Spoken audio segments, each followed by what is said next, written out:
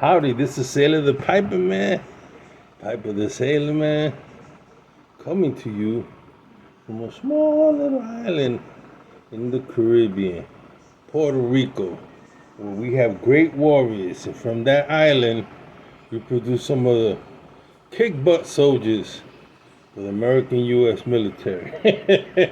And that's no joke, and I'm not lying. I'm going to smoke right now.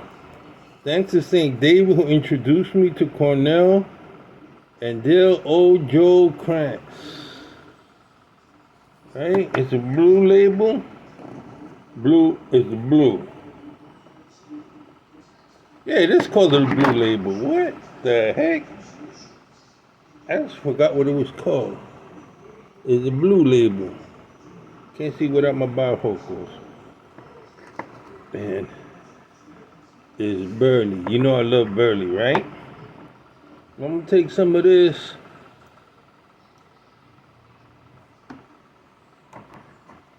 In this Nording, which I love. You know I love Nording pipes. I like the Scandinavian pipes, the mechanics, the artistry, the simplicity of them, and their consistency.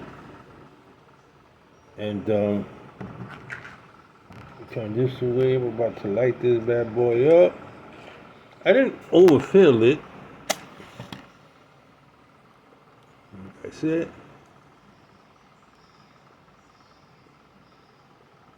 That's a dying nard, lighting on.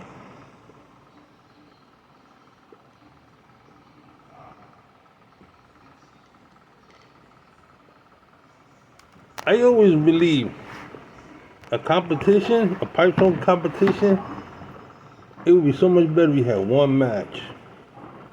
Everybody's giving one match. And if you can't light up like this, I can't light up that one match, you're done. It's still lit.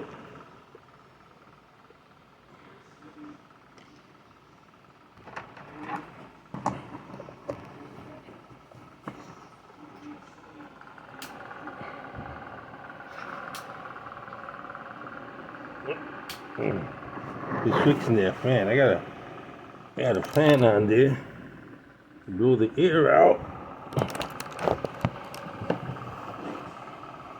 I've been with all kinds of Bibles around me, studying the Word. You know, you wonder, well, what does it do to time, man? I do a lot of things. You know, I help my wife with her mother now. We have her here. We got to watch over an elderly person. Got to make sure they eat, but they're taken care of. My wife works at night, so I'm here. I'm either watching TV, I'm asleep, but I have to keep my eye on the elderly. And the most important thing is once in a while hit up on a tape or something so she can hear the gospel message. She's 84, not in great health, but I gotta make sure she hears the gospel message. I don't want her life blood in my hands, like Ezekiel. God called Ezekiel. Ezekiel was by this river. You can read this in the Bible. He was by this river. He was taken captive to Babylonians came down to Israel and took everybody captive. They broke God's law of idolatry. So Ezekiel standing there, probably minding his own business. I don't know if he was praying or not. And he saw this like chariot thing.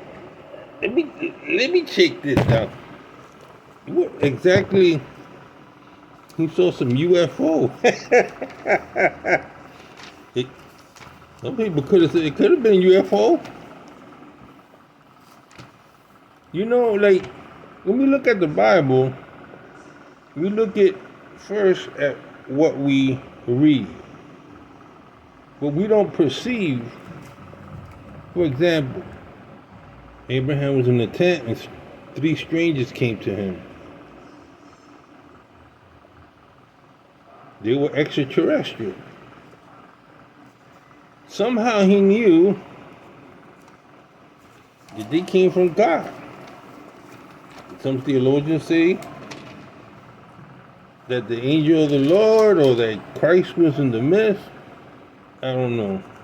But I know they were extraterrestrial and they were going to open up a can of whoop butt on Sodom and Gomorrah for all this sinning. But they had to get Lot out because Lot was a righteous man. He loved God, sat in front of the gate. So those angels came.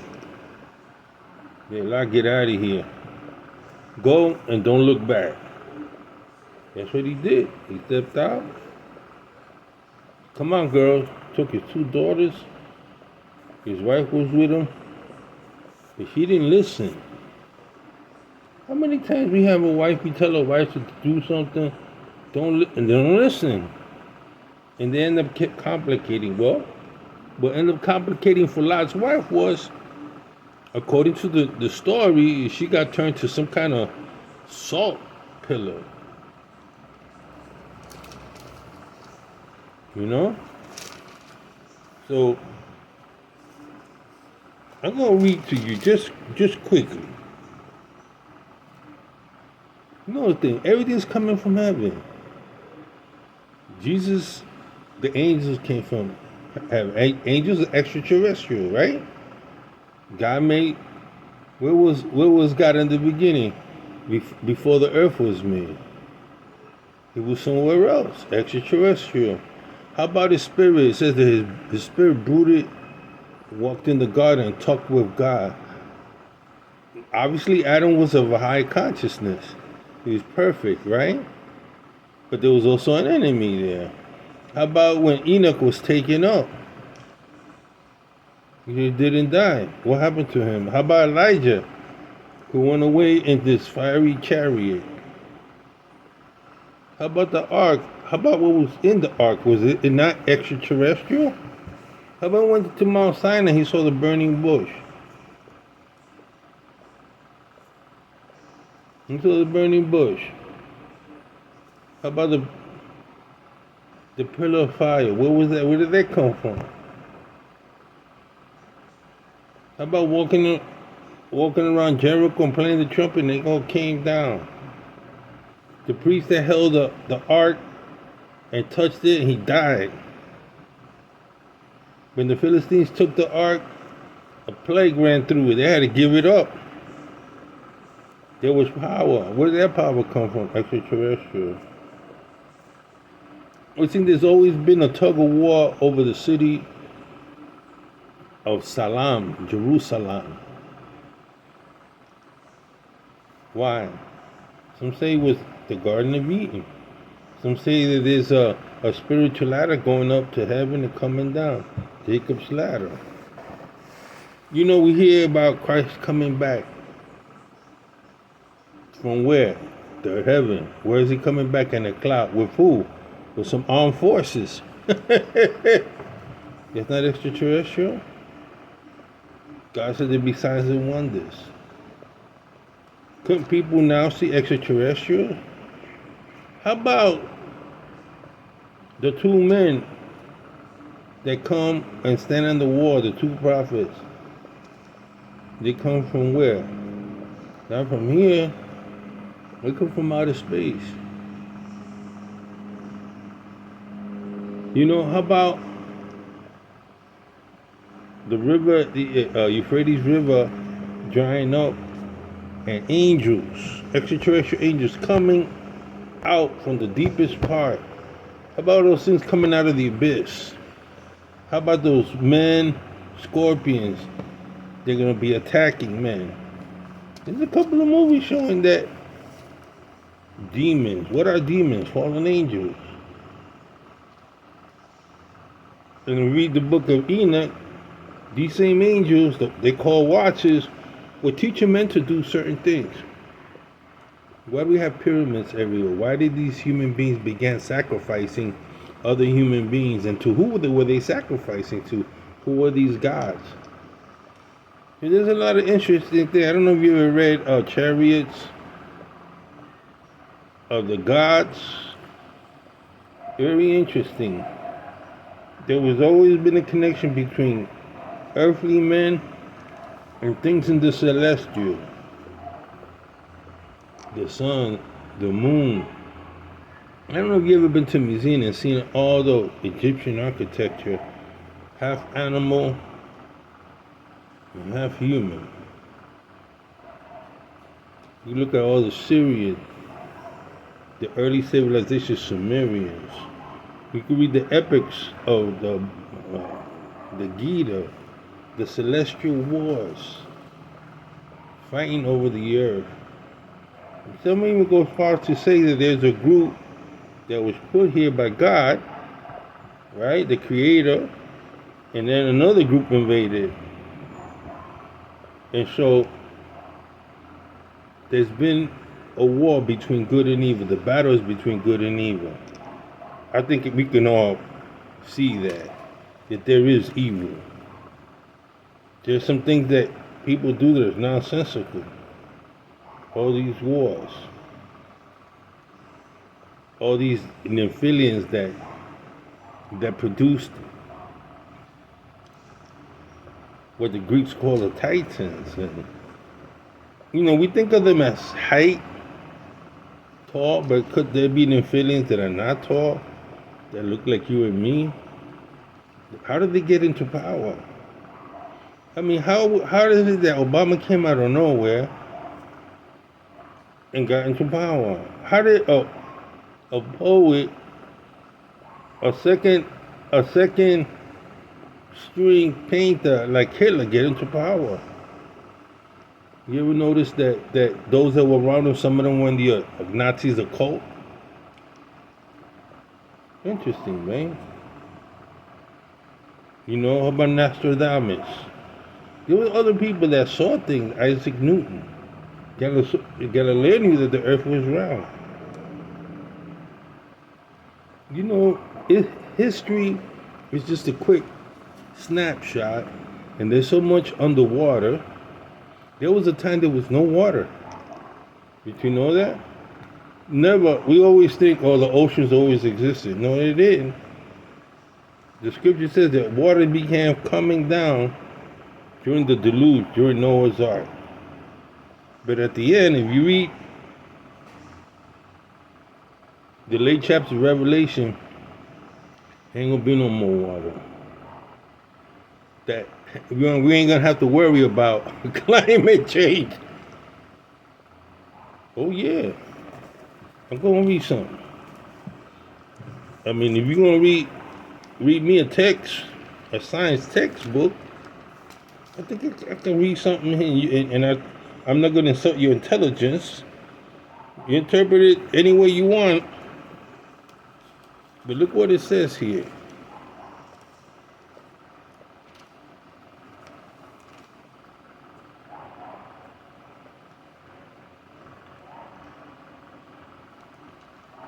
It talks about Babylon.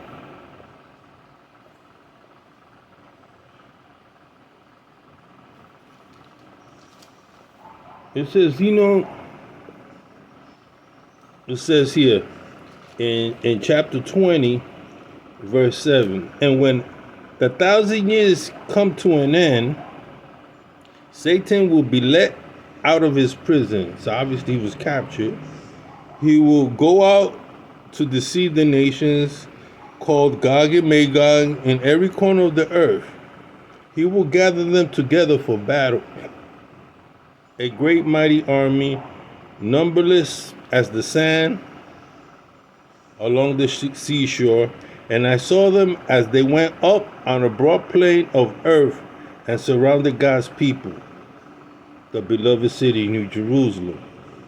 But fire from heaven, right there, fire from heaven came down on the attacking armies and consumed them. Fire from heaven. Isn't that extraterrestrial? Have you ever seen fire come down from heaven? I have. A meteorite. or a capsule that we sent up comes down, burns through the atmosphere. But it says here the armies and consumed. Then it says, verse 10, then the devil who had deceived them was thrown into the fiery lake of burning sulfur, joining the beast and the false prophet. There they will be tormented day and night forever and ever. And I saw a great white throne and one sitting on it, and the earth and the sky fled from his presence, but they found no place to hide. I saw the dead, both great and small, standing before God's throne.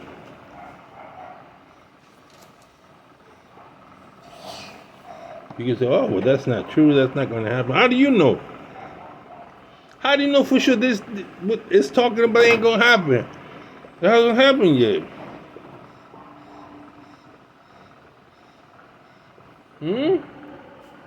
How you know it ain't going to happen? I don't know. I know what has happened in the past and what is happening in the present. Jesus spoke about it in Matthew chapter 24. Wars, rumors of wars. Paul goes on and said, we don't fight against flesh and blood, but against principalities and high places. What does that mean? Kingdoms of darkness.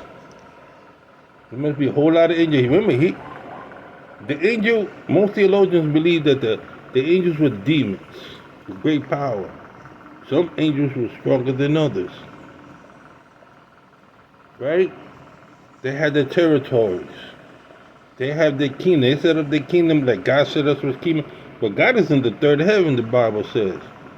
So whatever gets manifested up in the spirit realm, the next dimension, is played out here. In other words, here is the chessboard. It's like me and you playing chess.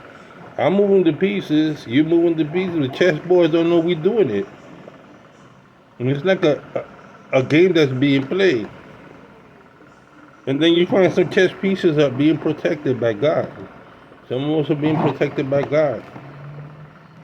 Why? His mercy. Yet, our politicians make the same mistake. People in the world have been fighting for thousands of years and can't fathom that war doesn't solve anything. Just bring more hatred, more vendetta. You went and dropped a bomb, and so now everybody's got a bomb here, somebody wants a bomb there, and threatening to use it. And these are supposed to be intelligent people running these countries, PhDs, Middle East experts, experts in foreign affairs, experts in science, but we can't and we won't end world hunger. Why? Because we like to be in control. We like to say, this is my territory, you can't live here, and if you live here, you gotta pay rent. It's controlling human beings. I think it's the only species that eats itself up. Right? It's like a virus. It's like we worry about this COVID virus, but we're a virus in itself. We go around killing each other. If you don't look the right pigmentation, you're gonna go kill that. You don't like that person because of the way that person looks. Oh, he's Japanese. You can look at the Chinese. I saw a picture about an old picture with John Wayne, the flying tiger. How the Chinese remember that group of planes, the flying tiger, protecting them against the Japanese. We forget there was a war between China and Japan. Most people don't study that. And China is a growing power, and Japan is worried because of what it did.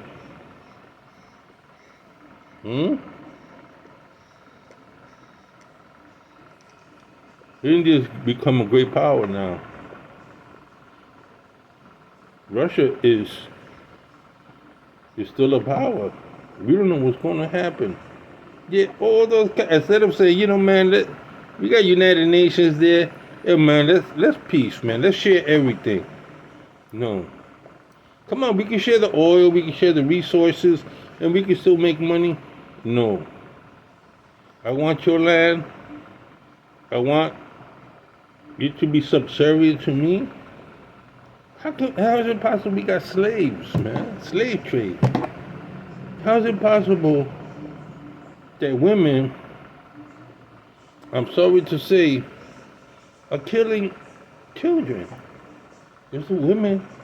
They go off and they run and hide and they do what they gotta do in secret. This has been going on forever. And with all that, we got 8 million people now. 8 billion people? Or 8 billion? I don't know how many. 8 billion people on the face of the planet. And there's somebody thinking of exterminating a portion of the population or creating wars. These so-called smart intellectuals, they don't believe in nothing but their own intellect. Just food for thought. This is Sailor the Piper and Piper the Sailor Man. We live in a mad, mad, mad world.